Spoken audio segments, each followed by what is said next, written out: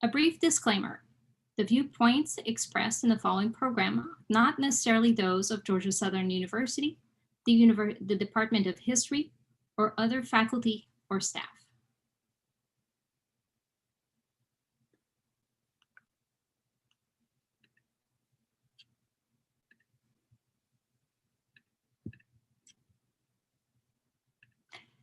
Good evening, everyone.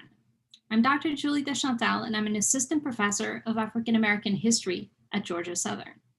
It is my pleasure to host tonight's lecture entitled Jim Crowing the Dead, a Fight for African American Burial Rights and Dismantling Racial Burial Covenants with Dr. Cami Fletcher. Dr. Fletcher is an associate professor of history and the co-coordinator of women's and gender studies at Albright College. She specializes in African American history and the history of death and dying. She is the author of Real Business, Maryland's First Black Cemeteries Journey into the Enterprise of Death, 1807-1920, published in Thanatological Studies, and the co-author of Till Death Do Us Part, American Ethnic Cemeteries as Borders Uncrossed, published with the University of Mississippi Press in 2020. Dr. Fletcher is currently working on a new manuscript entitled Grave History, Death, Race, and Gender in Southern Cemeteries from Antebellum to the Post-Civil Rights Era. She is the president of the Collective for Radical Studies, an international professional organization formed to decolonize death studies and radicalize death practice. Following Dr. Fletcher's lecture will be a question and answer session, so feel free to post your questions in the chat and I will relay them to Dr. Fletcher. With all that said, on behalf of the Department of History at Georgia Southern, I would like to welcome Dr. Fletcher.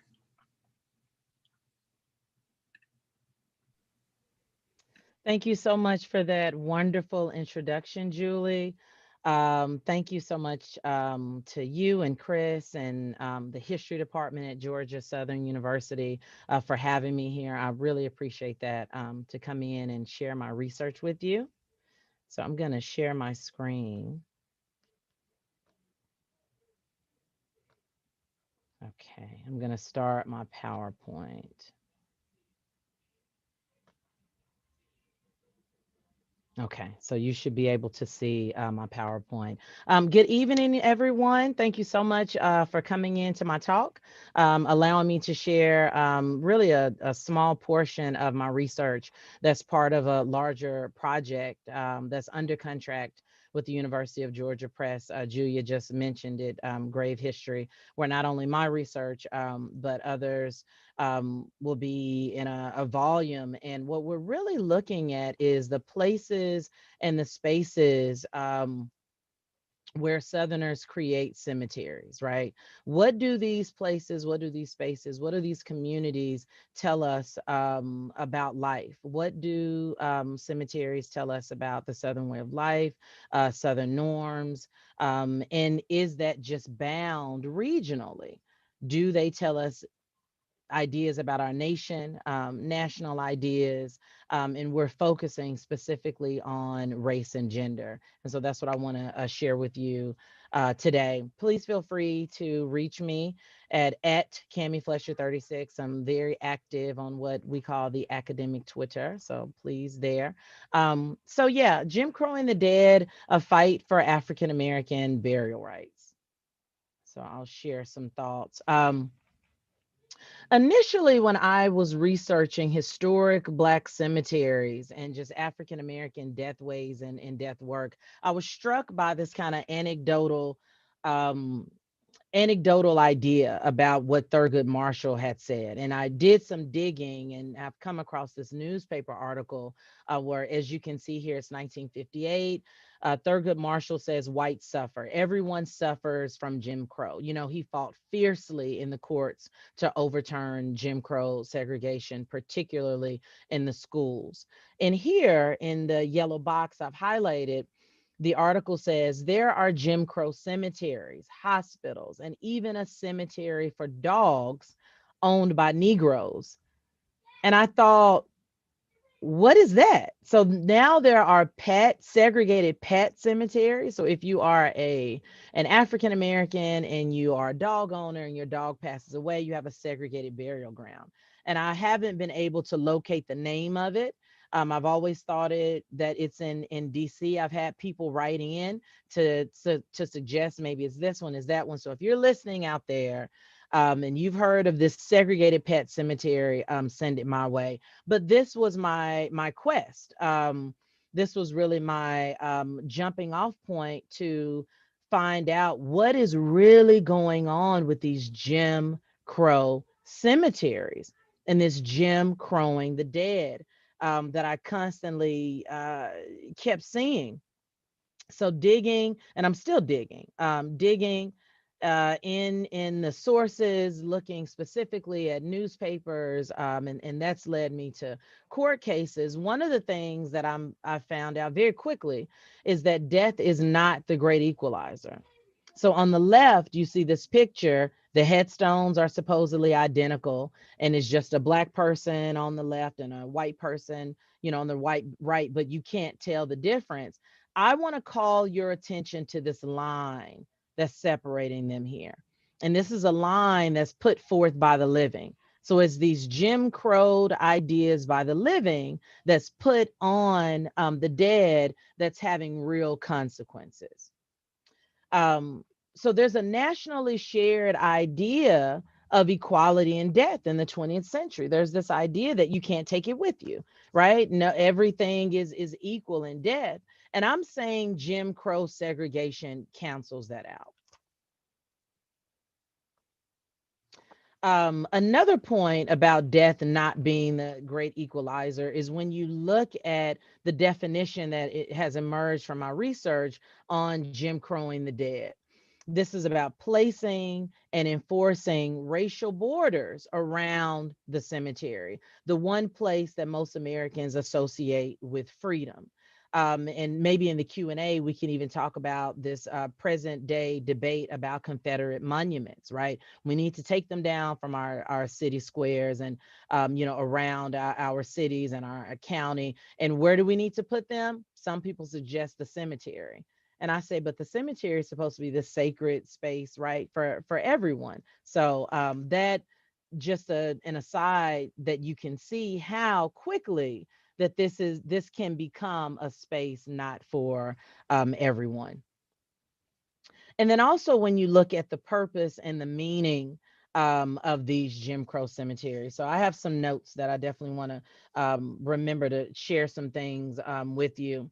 So Jim Crow cemeteries are the segregated it's segregated whites and African Americans, so that, quote, corpses went separate but equal ways to more suitable abodes, and bones rose again but apart, says one Louisiana Episcopalian bishop as late as 1957. So there was this real separation in the afterlife that I really want to chew on, right? It's a paradox. Oh, death is equal. Everybody goes to heaven, right? But there's still this segregation that is not just a separation, but it's oppression. This idea of not being dignified, in death that gets carried on, right? Jim Crow cemeteries also upheld. They actively, by the living, actively work to uphold and memorialize white supremacy, which is the ultimate mainstay of the Southern tradition. And it's also about extending white supremacy into the afterlife. And so, what you're looking at here is the grave site of James Vardaman, the state's governor, African American, one of the first, or the first state's governor in Mississippi. And in 1906, no, I'm sorry, this is a picture of James D. Lynch. This is the Secretary of State for Mississippi, the first African American to be the Secretary of State in Mississippi. In 1906, James Vardaman, this was the Mississippi State Governor, then tried to pass a bill to have Lynch disinterred from what is now and what was then an all white cemetery, Greenwood Cemetery, but it did not pass. It did not pass in part because Lynch's family paid for and owned the burial plot. But it's important to understand what the purpose of this bill would have done and the purpose behind this governor doing this, right? Is that these Jim Crow cemeteries functioned as sites of memory for the white community that ignored African American involvement in Southern history and leadership and civic engagement, all the while inciting white resistance to Black memorial, right? So this is a beautiful, wonderful grave site to this man that was almost not here is in 1906. So something else to keep in mind as we look at this Jim Crowing the dead, a lot of the court cases that I'm seeing play out in the newspapers were of these Black veterans. And I don't think that's a coincidence, because if you're fighting for this country and you're dying for this country and you're being Jim Crowed, and not being dignified in death, then people definitely see this as an absolute problem. So this is a newspaper article from 1930. And it's really about these mothers and these widows that are going over to France to see their husbands and their sons who've died in the war. So I'm going to read a little bit of this. The War Department's announcement that Gold Star mothers and widows, let me move this so I can see this clearly, that Gold Star mothers and widows of colored soldiers must sail to France on separate ships and be quartered separately while visiting the graves of their dead.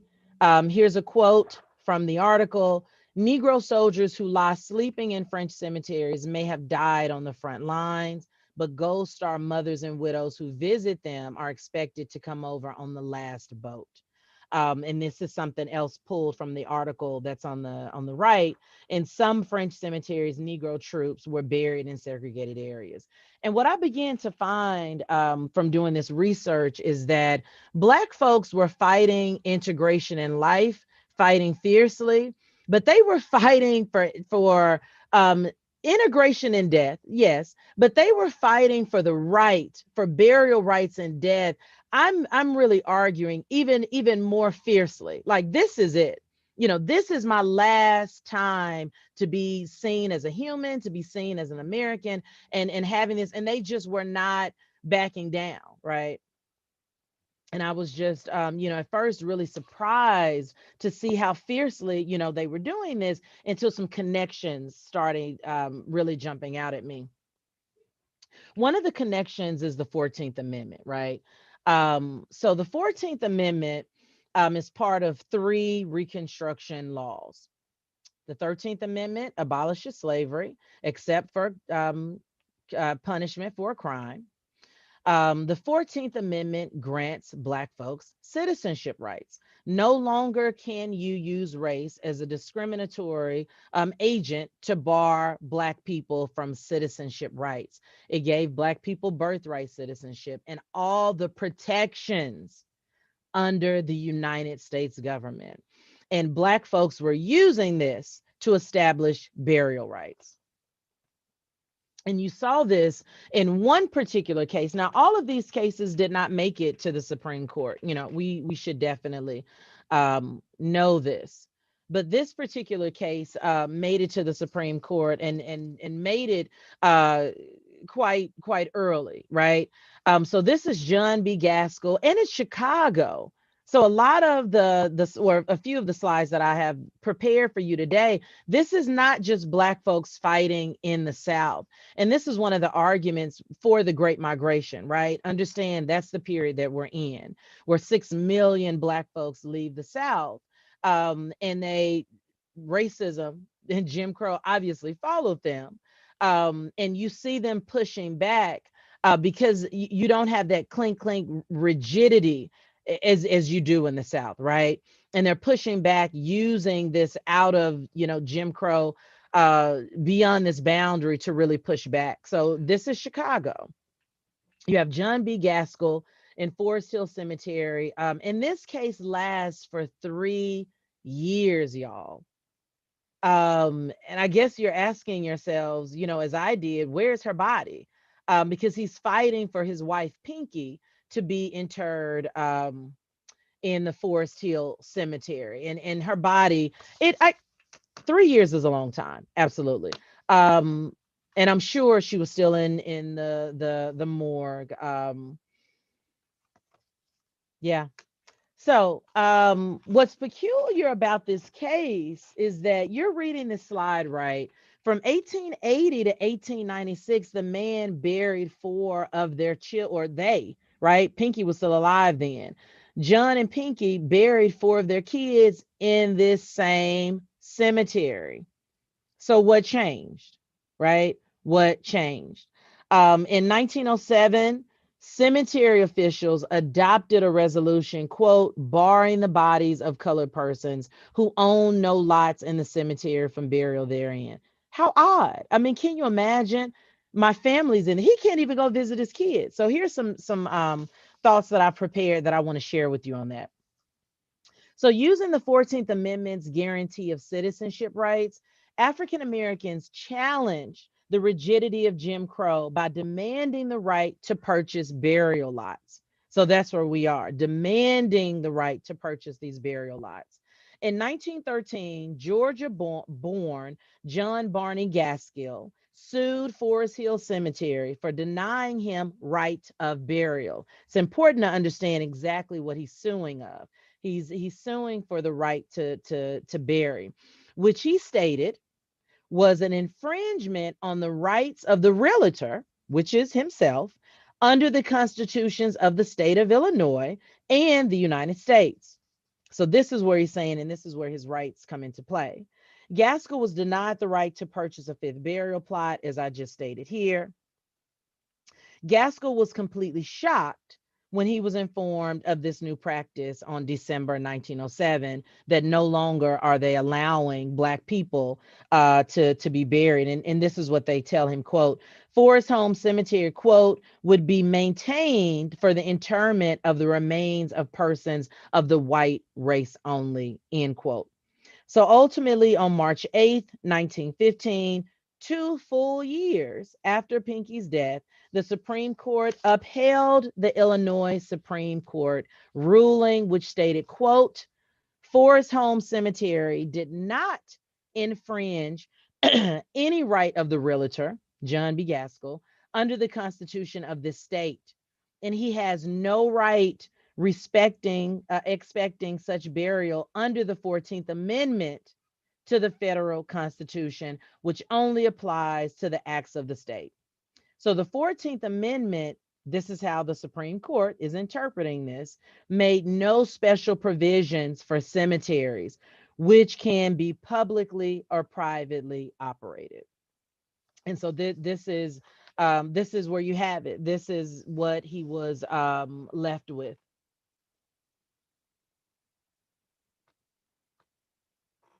It's important to kind of pull out what an attorney by the name of Kitty Rogers talks about real estate and burial grounds and burial rights after Plessy v. Ferguson. So remember, in 1896, Plessy, a shoemaker from Louisiana, sued the railroad, right? Because again, and this was purposeful, because him and his squad, they had their bond money ready and everything. He got onto the train, which was public, right? He's asserting his 14th Amendment right as a citizen. And this race clerk that said that one of his grandparents was Black, meaning that he was Black, hypo descent, the one drop rule, said that he had no right because Louisiana had had a state law barring white people and black people from, you know, being on the train, and he had to move to the colored car, right? So this went all the way up to the Supreme Court, and that's where you get the separate but equal ruling in 1896, which is commonly called the Plessy case or Plessy v. Ferguson. What effect did that have on cemeteries? A lot. Um, Here, burial rights equal the fight for integration. That's the first thing that you should know. And why? Number one, cemeteries were not included in the public accommodations category recognized by the state. And that's really troubling. So let me see. I want to say some more things about that really quickly. Uh, yeah, no, I'll move on. And number two, the purchase of a burial plot was real estate. And that's something that, you know, in this country, historically, land has been private. Ever since European settler colonialism, land has been private. So this is how this discrimination was protected. Cemeteries could legally include racial covenants, just like homes. But this was a fight that Black folks definitely were in for. And it took a lot of twists and turns, and I'm still learning all of it. Um, what's interesting here is that burial rights equal citizenship rights. And I found this just fascinating. So here we go. Here's some other notes that I have. So let me see. Hold on, y'all. Yeah. So B. Hicklin was about to be buried in quote unquote this colored range. And now we're in Iowa. We're in Des Moines, Iowa, 1909 in Glendale Cemetery. And so Black people now are using various levels of the government. And this is where Wesley Ash comes in. Let me see my notes here.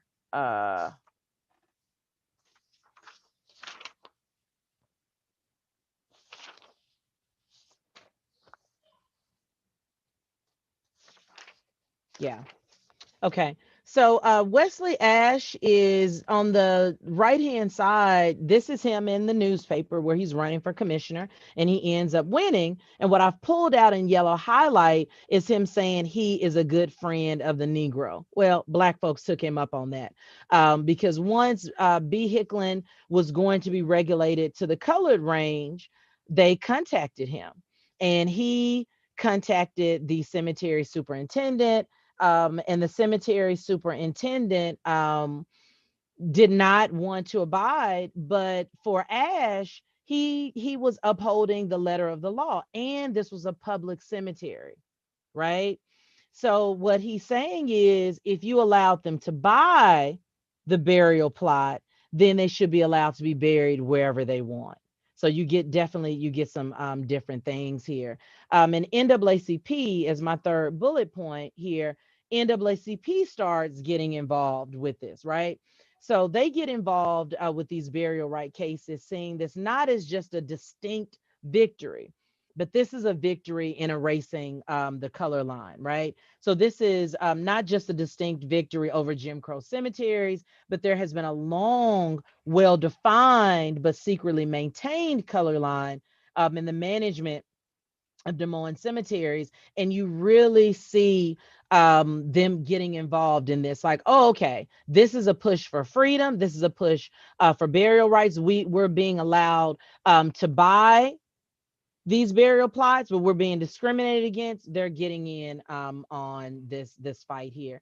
And as you can see, this is a newspaper article that I've pulled out, says Negroes are barred from this, but this ends up in their favor. All right. So for this very reason of violating the legal rights, the citizenship rights of African Americans, various NAACP chapters become involved in burial rights discrimination cases. For example, 1949, now we're in Oregon. We're in Klamath Falls, Oregon, y'all. Orville Etter, an attorney representing the NAACP, was called to Klamath Falls, Oregon, under to protest what the NAACP termed segregation in the cemetery that violated, quote, the equal rights and protection under the US Constitution. So they're constantly wrapping in this 14th Amendment.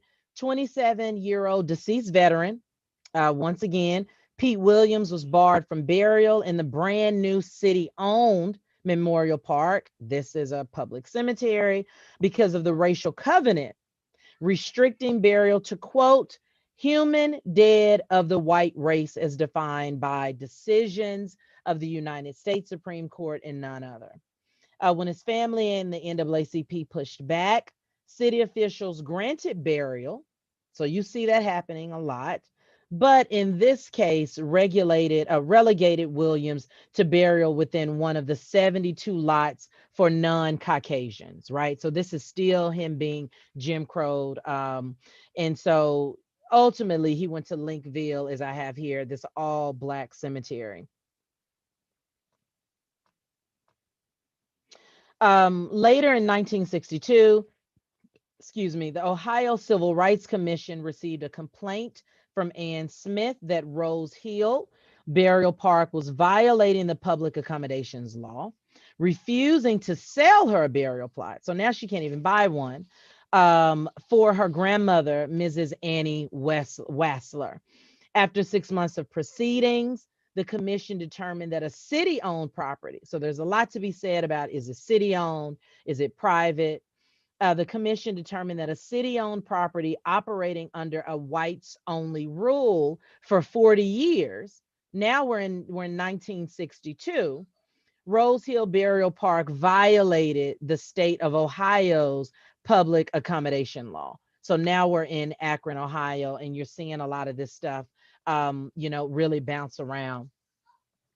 And one of the last couple of things that I want to share with you is probably the most widely known, let me find my notes here, burial case is of Poindexter Williams. Hold on, y'all.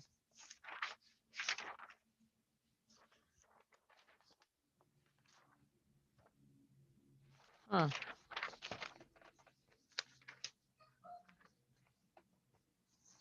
You think you have your notes right by you and then they up and leave.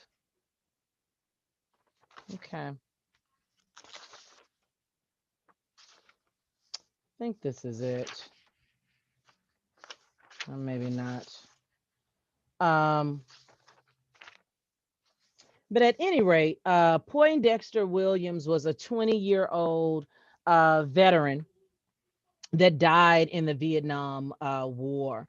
And so a lot of things get tied into this case. Number one, this is post-civil rights. This is 1970.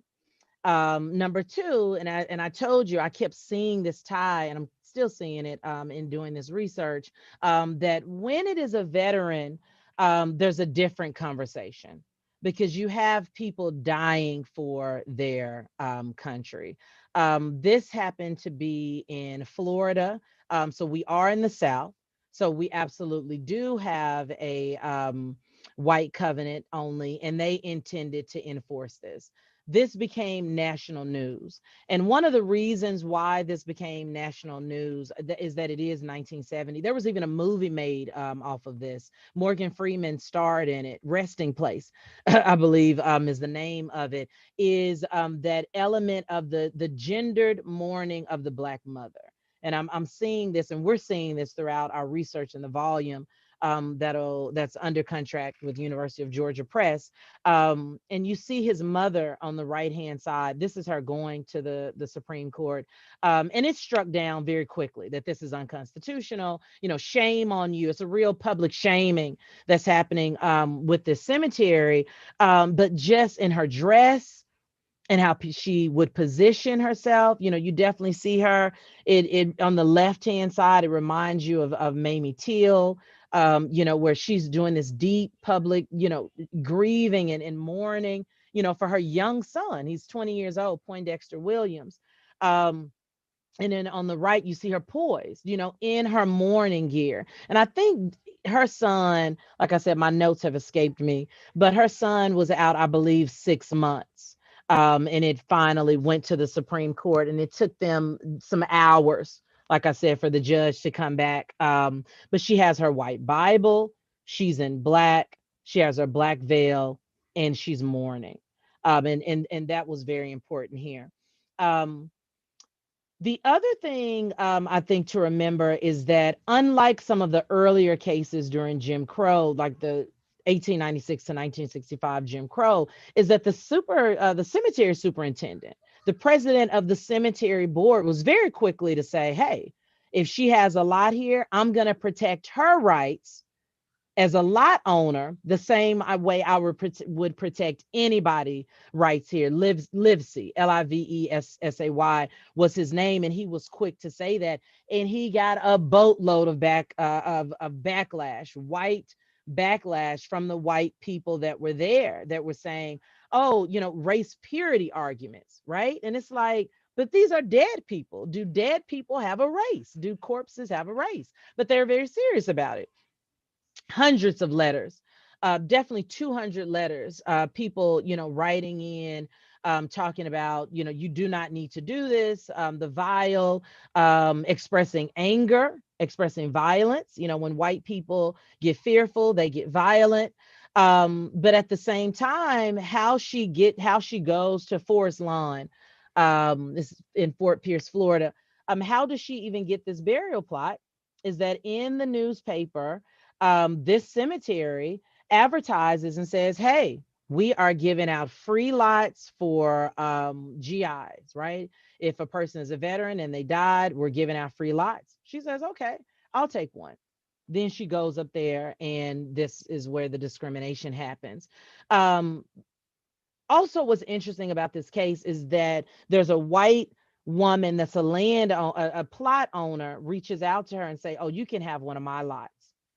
And that's really interesting, right? Can you sublease, your lot here? Ultimately, like I said, she has to go and get a federal judge to order her son to be buried in this lot. Um, so this is resistance, right? So this is not just Black folks being Jim Crowed, but this is Black people using death to resist and get the dignity and the freedom that they so deserve. And I'm sure, I asked myself in this research, why do you want to be buried in this white cemetery? Right. And this is the same thing that you have people in Chicago, Mount Glenwood Cemetery, saying, well, we need to start our own cemetery.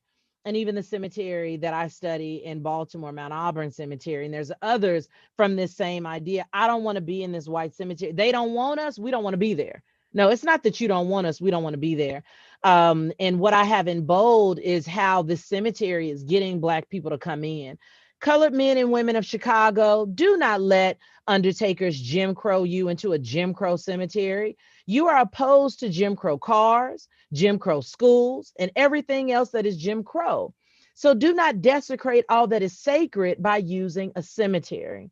Mount Glenwood has no Jim Crow sections. It has one section and one entrance for all. Undertaker's Profit in Mount Glenwood. So you saw these places popping up around the country, honestly. And lastly, I thought in doing this research that my last understanding of Jim Crow cemeteries was going to be in 1991, in Florida again, where this woman was 104, and they threatened the family with violence if they tried to bury, their beloved person in that cemetery. But lo and behold, 2021 never disappoints. And this is where I'm going to end, that some of you, I'm sure, heard about this at the end of January this year. Daryl Simeon, a Black sheriff deputy, his widow was denied a burial plot in Oakland Springs Cemetery in Louisiana. She went up there to buy a lot. And the paper purposefully makes mention that the person working there was 80 years old, right? A product of, her time, whatever. And the woman took to Facebook and said, I can't believe this. On top of my grief, my husband is no longer with us.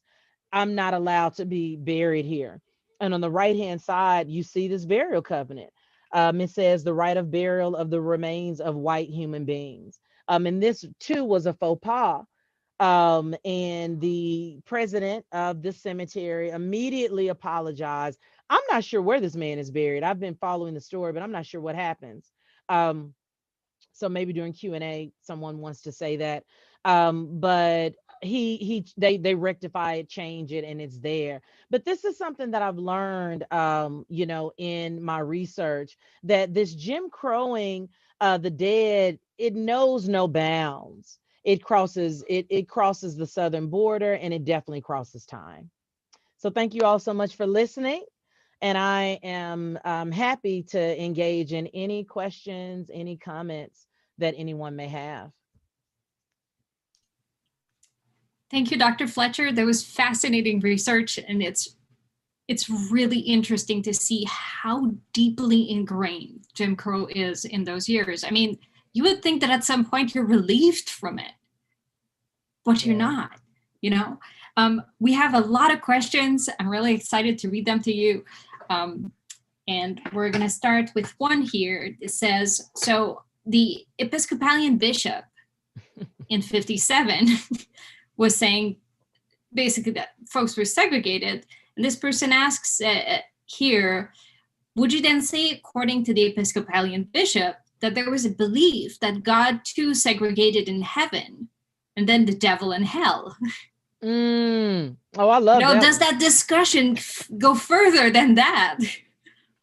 Yeah, no, I love that one. I love that there's segregation in hell too, but you don't see you don't really see that. A couple of things that I want to say about that, right? So my research that also extends to slave cemeteries, and looking at the WPA records, you saw this. White slaveholders definitely saw extending the afterlife as it was their domain. So you saw things like if you're a good slave, right? If you're a good person, you can be buried with us because the white people over here are going to heaven. And if you've read anything by Frederick Douglass, you know that Black people thought all of this evil that you were in life, you're definitely not going to heaven. And there's an anecdote, about that, and you see a lot of that. But you also, even into Jim Crow, you still have white people believing. We still believe Jesus is white. We believe that God is white. I'm James Cone, right? When you get to that, what is that? Liberation theology. Liberation theology with James Cone, is God a racist? This is in the 60s, the 1960s. So even though people may not say it, there's still very much an idea of white supremacy that follows us into religion. So if you have this supremacy on earth, then you do follow it. You follow it through. We don't say it, but it's still there. Very similar with gender, because we live in this patriarchal society. God is a man when women are the creators of life, right? I don't want to lose y'all out there. Stay tuned in. But I found that question fascinating. Thank you for that. There was another one here, because you talked a lot about veterans, especially dealing with those issues of cemeteries when they basically died for their country. And someone asked if it was a possibility that officials tried to belittle the role and contribution of Black troops through that refusal to bury people in in open cemeteries and in white cemeteries. I mean, I definitely would agree with that, and there's a lot more research to be done. Trust me, I'm just really scraping the surface with this, but I think there's a lot to be done, even with the example of James Lynch. That was during the Reconstruction era, the first, what did I say, Secretary of State from Mississippi. They tried to erase that, right? We did not want Black folks being in office. So a way to erase that was to try to get a bill passed to get this man's statue out of his gravesite, out of sight, out of mind. And you even saw that definitely with World War II, right? This erasure of the contribution, so much so that Black newspapers play a very important role. You have to almost go to the Black newspapers to really see the skills that Black folks have and what they're doing, in that particular war. So I think there's definitely something to really be said about that. Absolutely. I had a follow-up question about the Secretary of State, because that was something that was really fascinating to me, because he was buried there at first. And then if the bill had passed, or if anyone, I think it was Gaskell, whose children were in the cemetery. So does that imply that if the bill passed, or if the law changes, their families can no longer see them, can no longer go and visit at the site, even though they're there? So they're completely barred from it?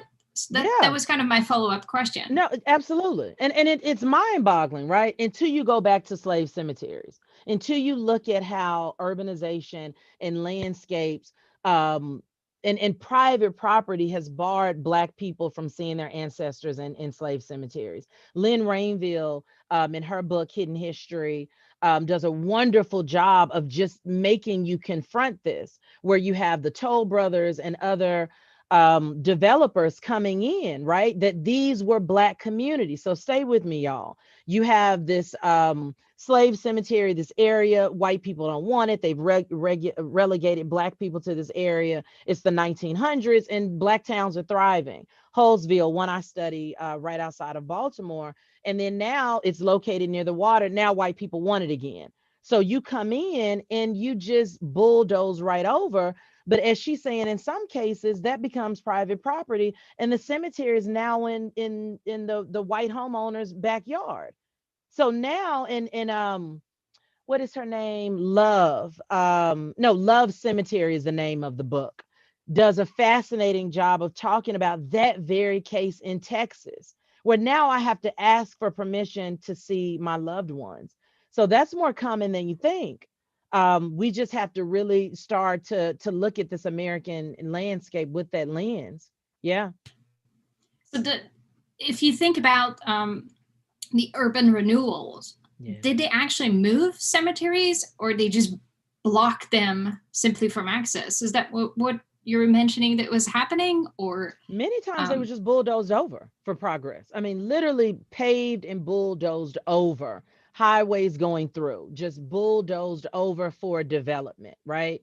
And you see crying out for this. But the most prominent cases in New York, the African burial ground in 1989, and you see Maya Angelou and a lot of prominent Black folks saying, okay, no, like it became high profile. But yeah, during Jim Crow, it was all encompassing.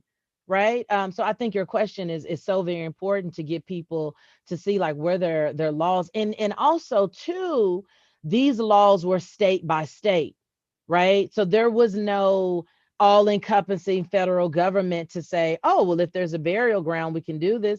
Look at what's been done with Native Americans. Yeah, that's one right over.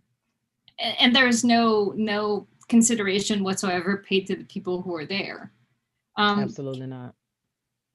There's another question here, and I think that sort of touches upon the rest of your research as well. Did these segregated cemeteries employ African Americans or only whites? What a great question. Go ahead. That kind of ties in, I think, the rest of your research about Black entrepreneurship through funeral industry. Yeah. No, I love that link. I love that tie. I have not seen any sextons. And I definitely have not seen any cemetery superintendents working in these white spaces. And let me give you some historical context here, because I love your tie in. So when you're looking at how cemeteries really developed in this country, you have this rural garden cemetery movement of the 1830s that lasts to 1870s, right? And this is where Mount Auburn in Boston, this is the first big, 100-something acre cemetery. White people are no longer scared of God, scared of the dead. I'm communing with nature. I'm communing with nature and God in these spaces. And it's really about the individual, and it's about the individual mourner. So what is best for my burial plot is what I'm going to do. If I want a gate around it, if I want a 20-foot headstone, if I want an obelisk, if I want whatever, then I'm going to do it. And that's the uniqueness of this, right? So 1870s is when you get this lawn garden cemetery, and the superintendents are in charge. That's why even today, if you go to a cemetery, they'll tell you you need a stand up headstone or a lay down headstone, right? They run it, and it's really designed after it's to be uniform.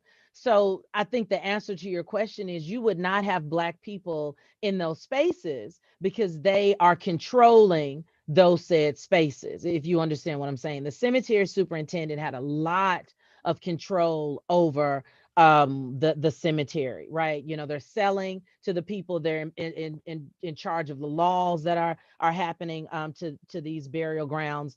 So if you did, and I would still say no, but maybe in the North, perhaps they're sextons, digging the graves. And how about cemeteries that were Black cemeteries? So Yeah. all of everything surrounding death rituals and everything was performed by Black folks, right? Yeah. So you have that, right? And I'm glad you reminded me of that.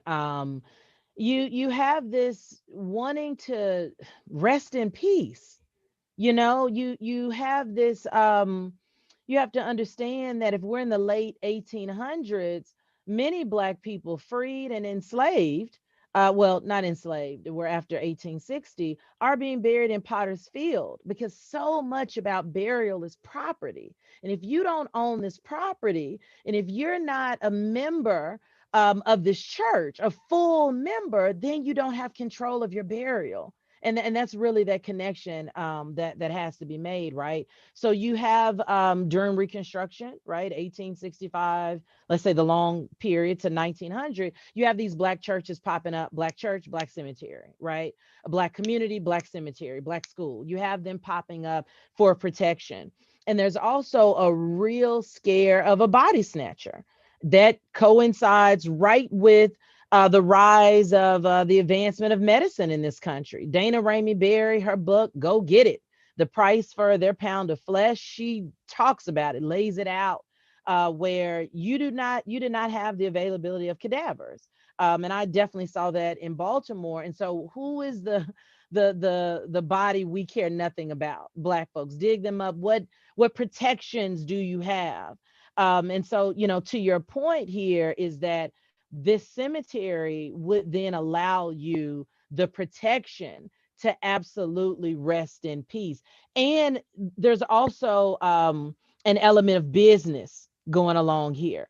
Absolutely, to your point, the cemeteries made a lot of money. They absolutely made a lot of money and employed people. And you really saw that self-help element come out with them in the community. Yeah, excellent point. To speak to your point about property, I have a comment here that says, in the Tree Grows in Brooklyn, the widow says when she bought a cemetery plot that her late husband was finally a landowner. Was this similarly an added dimension for African Americans? Absolutely. And fingers crossed, my forthcoming book, Ain't She Got No People on Mount Auburn. I saw that. I just saw that that's your piece of land. This was a cemetery that was started 1807, and it developed over 4 phases. And by the time you got to where it is now, in 1870, they bought and moved everybody, which is unique, and moved everybody, disinterred everybody, bought 8 acres, then bought another 24. You saw them becoming landowners because you could pass it on. And I think that's what I want to say to your question, is that you could pass it on to your heirs and assigns. That was the language that was used, because we have to understand, in this country, when European settler colonialism, under that guise, land meant freedom. In Europe, a lot of the land was for the monarchy and the kings to um, be able to hunt and for sport. And you just could not have land. It just wasn't for everybody. So for here, right, this became synonymous with freedom. And so Black folks, that was definitely, absolutely, I see that in my research that this is part of land that I can buy the cemetery, right, on one level, and then also make landowner to hundreds or thousands of people. Absolutely. Thank you for bringing that up. So I have another question that I'm going to kind of couple with another one. Do you feel that there's an uptick in fighting for burial rights when you have, or a response, if you will, to the fight for burial rights when there's major landmarks in the Supreme Court? So post Brown or, post civil rights, is there an uptick there? And is there any relations between those different times and those fights?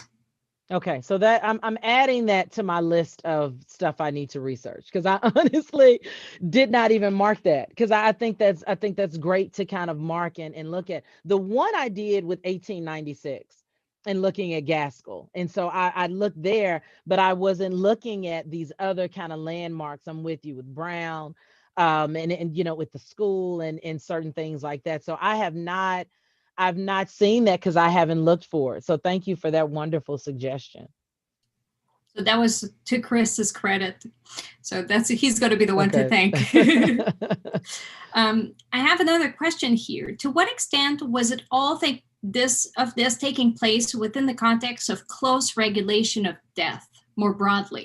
So for example, are local authorities pushing for race on death certificate, stuff like that? Oh, another good question. Absolutely. Another good question. And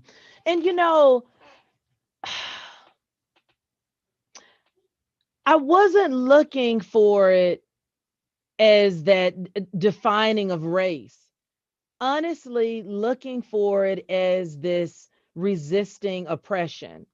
But again, I think that's another question that can lead to some really fascinating understanding of this, right? Because when you look at the death certificates, I know in Baltimore, 1875, that's when they started. Was race always on there? What happened? What changes? But I know in the colonial period, from my studies in Maryland, is that before, of course, we had this county system. It was up to the church, and you had a law in 1701 that everyone's burial and their marriage and their birth, we were supposed to keep all those records except for Negroes and mulattoes. So I really start kind of searching this burial rights from there. But I think looking at the certificates is also another way, because for me, when you got these early autonomous Black churches, then you saw these death records. You saw full names, you saw when they died or disappeared or were sold away. You saw that death record keeping. Like I said, this is before the 1875, that you didn't see beforehand. So great point. So I just want to remind folks that we have a few more minutes. So if you have very last minute questions, you can post them on our YouTube channel and I will relay them to you. Somebody here asked, because of segregation, were segregated cemeteries, especially Black cemeteries, divided by religious beliefs?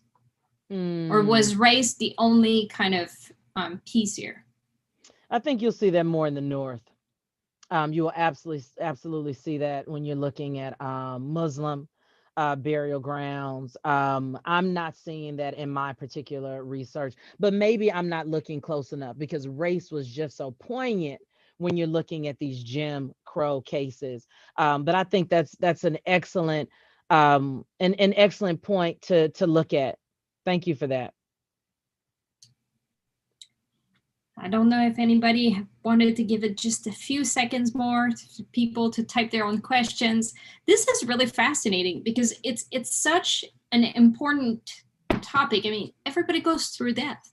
Yeah. So, I mean, it's something that is universal, yet nobody is really making this universal. Yeah. Have you seen any changes over time in terms of death rituals in the communities that you've studied? Or have they pretty much stayed the same over time? I think they definitely have. Jessica Mitford wrote a book, The American Way of Death, and I think just homogenized funeral directors and homogenized practices, and really wrapped it in this kind of lens of whiteness, if you will. And I've asked myself, because it was first published, I think the 60s, and then republished in 91. And I've asked myself, of these white undertakers that she's talking about, what death practices did they shirk off? Right? Because they're coming from European backgrounds. Are they German? Are they Jewish? Are they Irish? What are they? And, what practices, did they really shirk off? But when you're looking at the rituals, you definitely see, because of Jim Crow segregation, what Black folks were doing became insulated in a very weird way from the rituals, from the folks that are performing death work. Um, because when you're looking at the ways in which Black people are dying, that we're definitely even seeing now with COVID, right, with racism and white supremacy having a hand in it, you don't want to go to those same people who are killing you.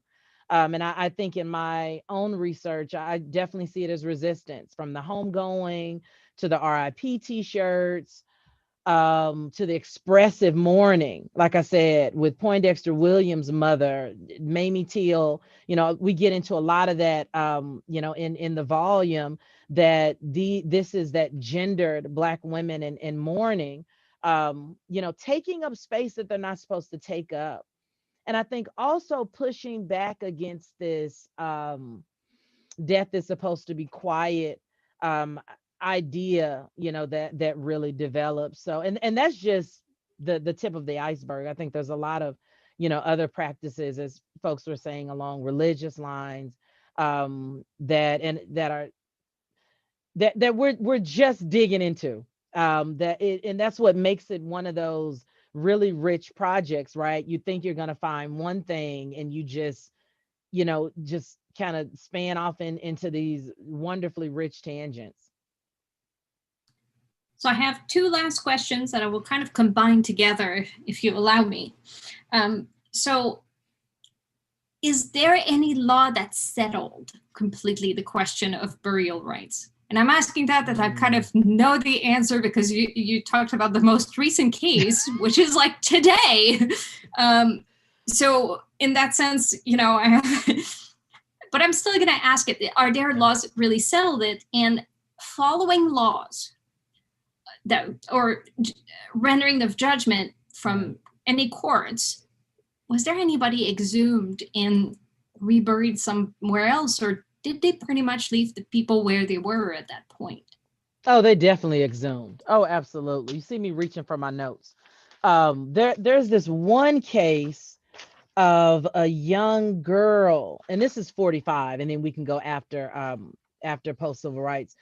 But I would find these just anecdotes. So this is in Georgia and in Atlanta, and this is how they describe it. It's the case of a very fair complexioned girl who was bludgeoned to death by an Atlanta doctor in nearby community. Now, girl, this is 45. This could have been a full grown woman that was 25, right? Um, Everybody thought she was white. So the white undertaker prepared her body for the funeral in one of the city's largest white Methodist church. Her body was interred in a cemetery. But when they found out that she was not white, the news article goes on to say, quote, her body was hastily dug up and transferred to the colored cemetery. So that absolutely happened, definitely during Jim Crow. And I'm sure I don't have any post examples off the top of my head, but that gets me into how fiercely, these white folks were about snapping these borders around the dead. And, and I asked myself, do corpses have a race? They were serious about it. That's always my answer. They were ready to go to court over it and, be violent over it. But absolutely digging someone up. You weren't safe. There's cases where you have Black people, a funeral procession is very important in the Black community then and now. And you have cases where Black people are funeral procession in the cemetery, and a white person, they may shoot them, throw rocks at them. So the idea of protection and dignity, just kept coming up. And so they were using the Constitution to get these burial rights. But and I think, to your point too, racial covenants are still in existence, right? So is there a burial law? Racial covenants are still there. And that's what was unearthed with this case at the end of January, that there are still racial covenants. And until we unearth all of those, this is what you get. So, Dr. Fletcher, thank you so very much for talking about your research with us. I think it's really important in this time, especially right now, as we go through this humanitarian crisis that affects Black and Brown people the most. I think it's really important that we look into that and that we talk about death. Do you want to talk just a minute about the collective, maybe just mentioning what it is, so that our viewers can maybe follow you or look into your work? Absolutely. Thank you for the opportunity to say something. So I am co-founder and president of the Collective for Radical Death Studies. You can find us at Rad Death Studies on all social media, and Radical Death Studies, our website. And we are a 501c3 nonprofit, a collective of scholars, of students, of activists, artists, and our mission is to decolonize death studies, and that's to decenter whiteness and to radicalize death practice, which is to center on BIPOC voices in death work. So feel free. We have Rad Death Reads every other month, where we really settle on a topic, not just a book, a topic. It's closed circuit, so we can really just dig in to these topics. Because, like I always say, or we at the collective always say, when to study death and to do death work is social justice work.